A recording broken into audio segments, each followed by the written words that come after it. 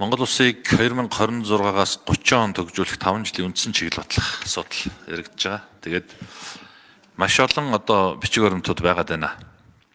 Энэ дээр алсын хараа 20-50-аас ихсүүлээд өнөөдөр ерөнхий сайдын амнаас 170 гаруй гэж ярьж ирсэн. Сая учрал сайдын амнаас 500-аад гэж ярьж байна. Ингээд маш олон бодлогын бичиг баримттай. Биднэрт бол цаас ерөөсө багтахгүй байгаа.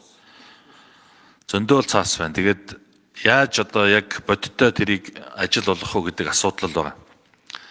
За өмнөх нийгмийн үед бид нар 5 жилээр төлөвлөлдөг гэл ер нь шүүмжилдэг л байсан л да. Төвлөрсөн төлөлгөөт эдийн засаг энэ төр гэдэг. Эн чинь ер нь зөв байсан юм шүү.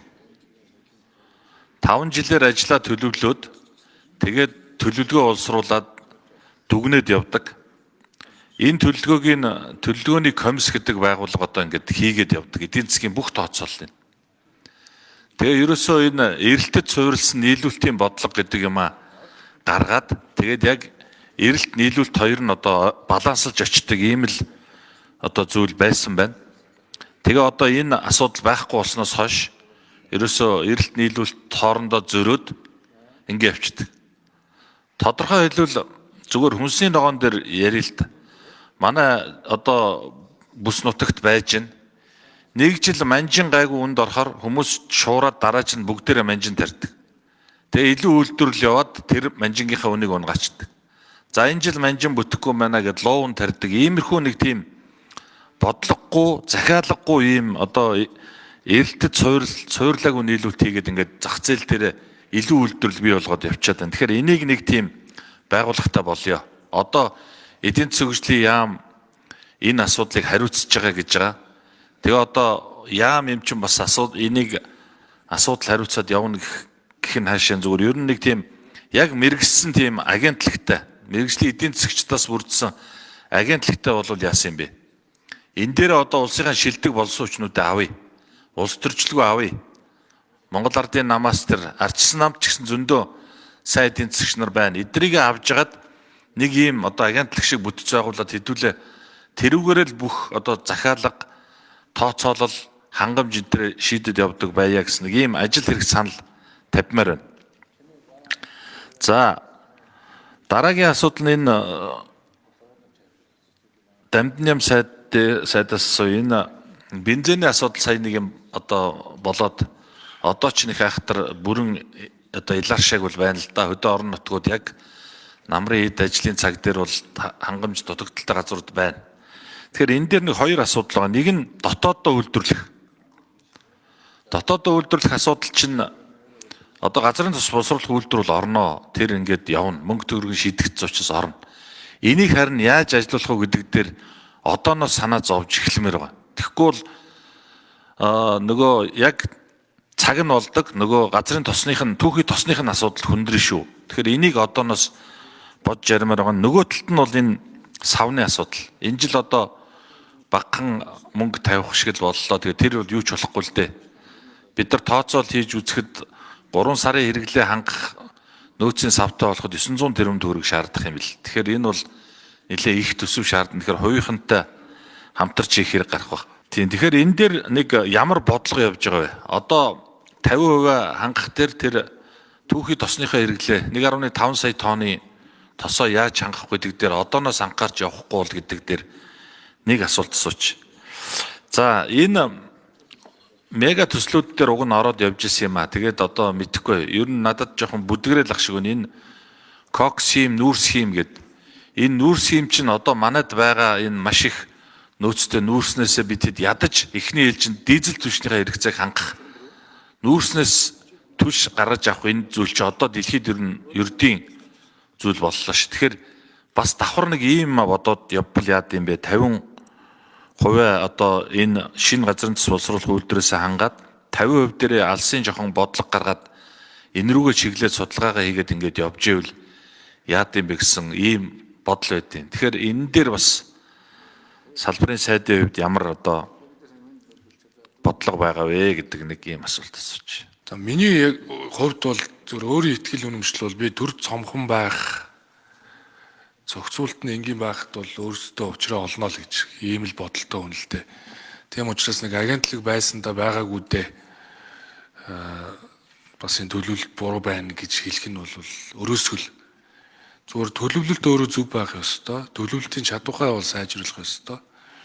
Ядаж энэ бодлогын чиглэлийг боловсруулах аргачлалаа хөгжлийн бодлого хариуцж байгаа мэрэгчлэлтүүнгүүдтэй холбогд галбан тушаалтнуудад зааварлаад өгчтгөл байх ёстой Монголын төр.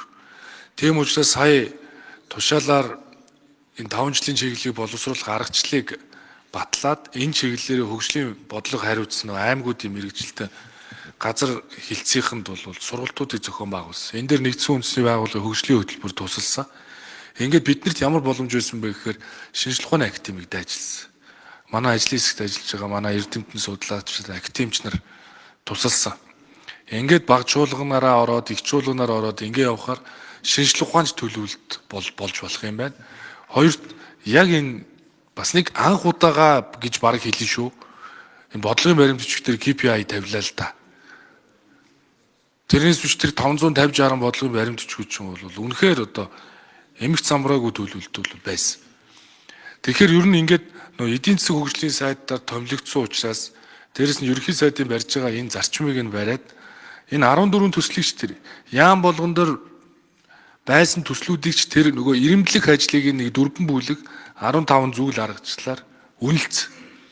Тэгээд нөгөө тэргүй ээлжинд төслүүдэд тавиад хойшлуулахыг хойшлуулад ингээд эхлүүлсэн. Тэгээд таны хэлж байгаа нүүр сэмийн нөгөө цогцлбор болвол 14 төсөл байдаг. Энэ бол ухраагүй. Энэ ажил бол урагшилж байгаа. Тэгээд яг удаашралтай байна. За Эрдэнэс Монгол дээр техник эдийн засгийн үндэслэл боловсруулад ямар ч нэг ажлын даалгаврын зарлаад ингээд явсан. За тэгэхээр ер нь бол ингээд хот нэг юм хийдэг, яам нэг юм хийдэг, компани нэг юм хийдэг юм байж бол болохгүй. Тийм учраас бид нар бодлогын чиглэл дээр тэр 4 жилийн хөтөлбөр дээр тэр нүүр сэмийн цогцлборыг одоо барьж байгуулна гэдгийг бол явсан. Тэгээ эхний шат бол ямар ч байсан ажлын гараанаас бол гараад ингээд явж байгаа. Тэгэхээр зүгээр санхүүжилтийг шийдвэрлэх шаардлагатай төслийн жагсаалтанд байгаа. Гэхдээ нийгмийн хэрэгцээ шаардлага өндөртэй учраас тэргүй ээлжид хэрэгжүүлэх гэж зорилтыг нь тусгасан байгаа гэдгийг бас хэлье. Тугаан сайд маань бас ажиллаар үсчихсэн хүн яг санаа зовж байгаа юм аа дээр маань л ижил дуурч байна. Нэгдүгээрт бол бид дотооддоо үйлдвэрлэхэд их үүсвэр түүхий тосны хэрэглээ импорт хийхээс болон дотооддоо олборлох хоёр хувилбараар одоо зэрэгцүүлж зохион байгуулалт хийж явахаас өөр аргагүй байгаа. За одоогийн манай хүчин чадал бол үндсэндээ 360 мянган тонн руу буусан байна. Та өөрөө бас мэдж байгаа бох юм Петрочайнатай холбоотой энэ сум аймаг за мөн бас засгийн газрын агентлаг сангийн яамны зүгээс бас шүүхээс хийх шийдэгдсэн татвартай холбоотой асуудлыг ер нь энэ улсын хурлаар оруулж ирэх нэг шийдэх ёстой юм байна л. Тэгэхгүй бол бид нэр энэ дотоодоос хангах хайгуул судалгааны ажлыг эрчимжүүлэх ямар ч боломжгүй байгаа. За хоёрдугаарт бол энэ савны холбоотой асуудал байна. Савтай холбоотой асуудал дээр бид одоо улсынхаа хэмжээнд нэг 440 мянган савтай хүмүүс. За энэ маань бол үндсэндээ манай нэг сарын хэрэглээг л одоо арай гэж хангадаг.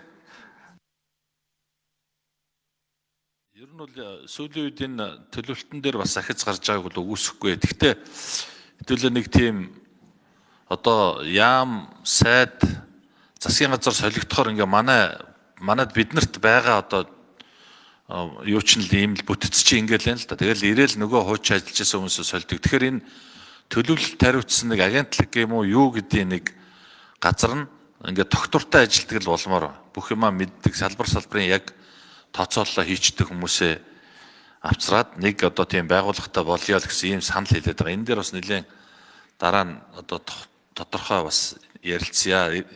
Энийг бас нэг удаа яриад хайчих сэдв биш байх ажлын хэсэг энэ төр гараад явах.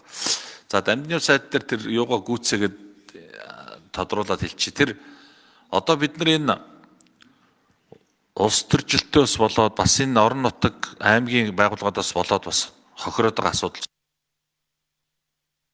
Тий одоо энэ бид нар бол газрын тостой орн шүү дээ. Тийм ээ 41 сая тонны одоо эдийн засгийн үр өгөөчтэй нөөцтэй энэнийхээ 10 сая тонныг нь одоо олборлчихсан байж байгаа. Цаана 30 сая байгаа.